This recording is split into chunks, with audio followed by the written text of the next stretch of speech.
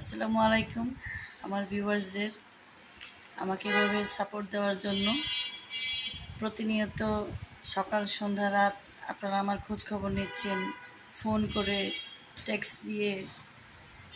অনেক ধন্যবাদ। আমি বিশেষ কয়েকজনের নাম বলবো, যেমন সজীব, রুবায়েত, জাহাঙ্গীর, আরও অনেকে, রাজ, যে ফ্রেন্ড আমার জার্মানি থাকে। এছাড়া আমার ঘরের লোকজন, যেমন আমার মা এক গ্লাস পানিও এখন আমাকে ঢেলে খেতে দিচ্ছেন না।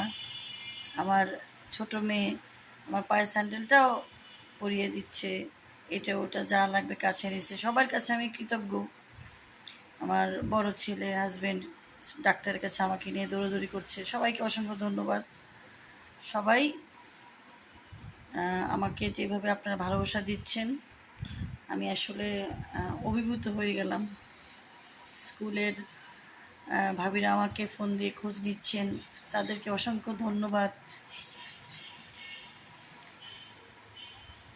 আর পরিশেষে আমি যে বলতে চাচ্ছি, আপনাদের উপদেশ না, আপনাদের অনুরোধ, আমরা যে ব্যথা পেলে সাথে সাথে গুরুত্ব দিই না, এই জিনিসটা দয়া করে আমার ভিউয়ার্সরা, আমার বন্ধুরা এই কাজটা করবেন না। ইমিডিয়েটলি ডক্টরের শরণাপন্ন হবেন।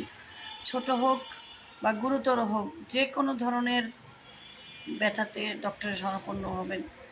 আমি গুরুত্ব দিইনি, ব্যথা পেয়ে রিক্সা থেকে পড়ে গিয়ে আমার আজকে এই অসুবিধা। আপনারা এই ভুলটা করবেন না। এখন আমার সার্জারির পর্যায়ে চলে গেছে, 1.5 মাস পর আমার এটা সার্জারি করা লাগবে, এছাড়া আর কোনো উপায় নেই।